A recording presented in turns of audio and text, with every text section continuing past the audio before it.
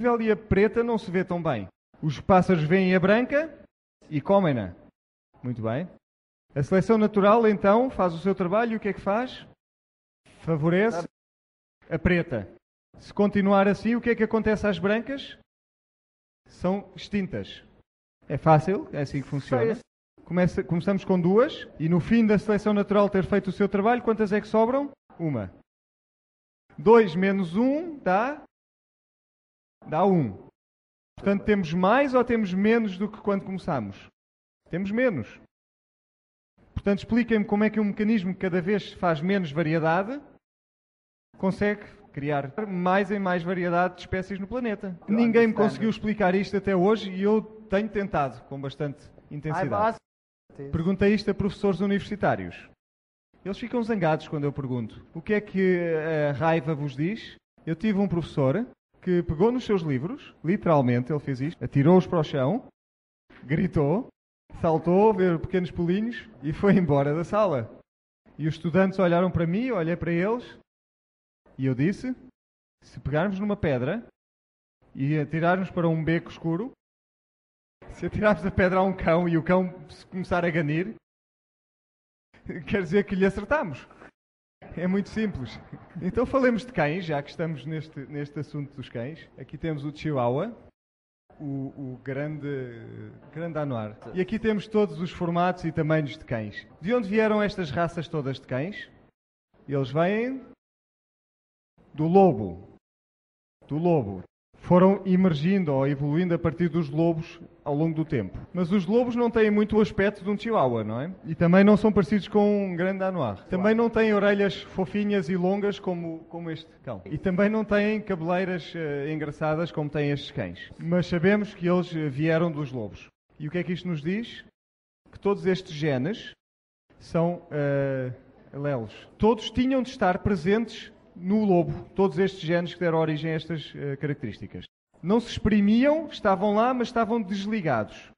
Quando se começa a procriar e vão-se eliminando alguns destes genes, encontra-se toda a variação desde o Chihuahua até ao grande Danois.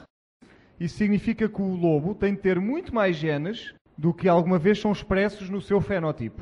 Como é que aqueles genes apareceram no lobo? Porque, como veem, eles tinham de estar lá. Como é que eles apareceram no lobo? 2 escolhas, mais uma vez. Apareceram lá porque alguém os pôs lá. Foram desenhados, houve um desígnio por trás disso. Temos aqui 2 escaravelhos. Temos a pequena joaninha, uma espécie de joaninha, que é vermelha e preta. E temos aqui uma completamente preta. Portanto, eram vistas como 2 espécies, estes 2 animais. Até que se descobriu que uma aparece numa época do ano e outra aparece noutra época do ano. Portanto, têm de ser diferentes tipos de genes que são ativados e desativados em diferentes alturas. E acontece o mesmo com todo este tipo de animais. E, portanto, isto é tudo uma espécie com genes que são desligados ou ligados. Muito bem. Alguma vez viram uma borboleta? Se viram uma borboleta? Imaginem que nunca tinham visto uma borboleta na vossa vida. Chegaram a este planeta do espaço e são a única pessoa aqui que nunca viu uma borboleta. E vemos ali uma minhoca gorda. E estamos a apanhar estas minhocas. Seriam uma espécie. Diriam que isto é a mesma espécie, a larva e a borboleta? Serão uma espécie? Nem pensar. Uma é completamente diferente. Um verme é completamente diferente de uma borboleta. E, portanto, o verme é uma máquina de comer. E a borboleta voa maravilhosamente. Os genes da borboleta estão na larva? Sim, com certeza que sim. Estão a ser exprimir na lagarta? Não. Portanto, há ali alguma coisa, alguns genes que conseguem desligar todos aqueles genes, outros genes. Mas quando ela muta, ela se transforma, os genes são ligados, desligam-se os outros e aparece a borboleta. E, portanto, há um grande número de genes na larva ou na lagarta que nunca poderíamos saber que existiam até que eles foram ligados. É assim? E, portanto, lembrem-se da ideia da bomba e da casa que tem de acontecer muitas vezes seguidas para que isto possa funcionar. A ciência diz-nos que a variedade aumenta quando se dá a fertilização. E, para isso, é preciso o processo chamado a meiose. Este é o processo de fertilização. Para a fertilização é necessário um macho e uma fêmea. E por causa desta união de 2 seres diferentes, a descendência pode ser mais variada. Vamos olhar à nossa volta e, por favor, as duas pessoas que estão aqui que são exatamente iguais uma à outra, por favor, levantem-se para nós vermos. Não somos, não existe.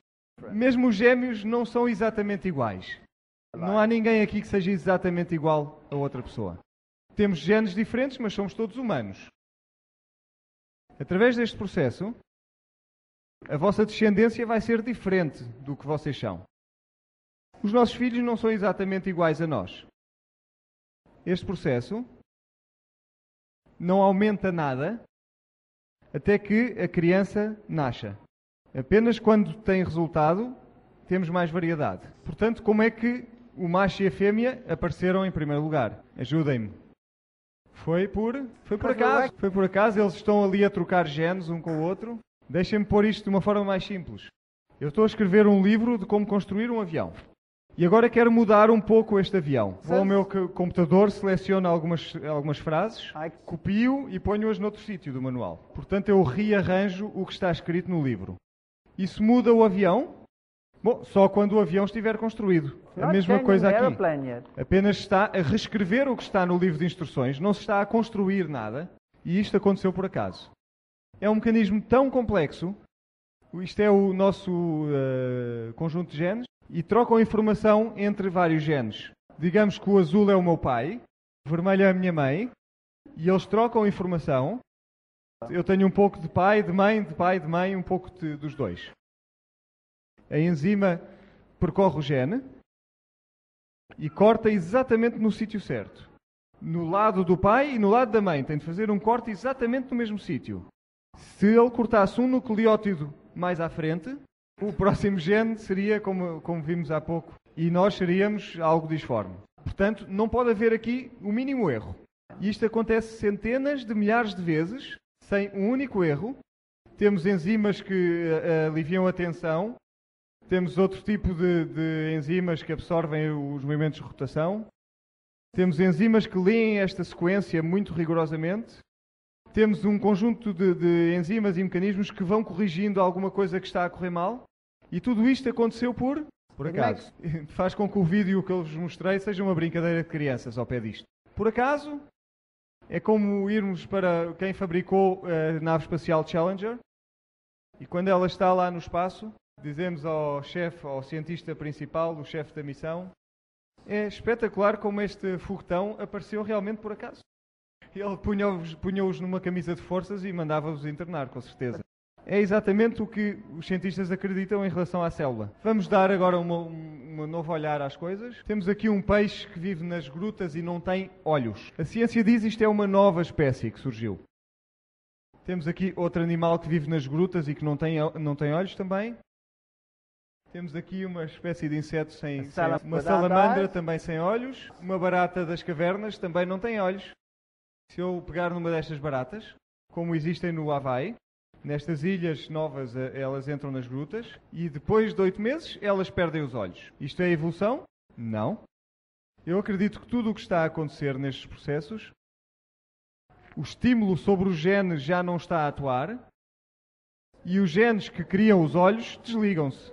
Portanto, não há nada novo, não há nada que tenha sido criado, só se desligou uma parte da máquina.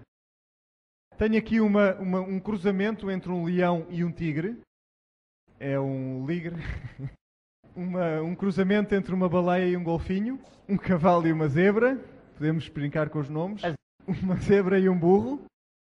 E isto funciona nos mamíferos, como viram. Estes cruzamentos podem acontecer. O que acontece é que a descendência não é fértil. Nos peixes, eles são férteis. Nas plantas, nos insetos também são férteis, a descendência. E é desta forma que se criam novas variedades, novas espécies. Por vezes eu posso juntar 2 cromossomas. Chama-se o processo de fusão. E tenho um cromossoma muito longo. Será que eu acrescentei alguma informação nova aqui? Sim ou não? Não. É a mesma informação numa combinação, uma configuração diferente.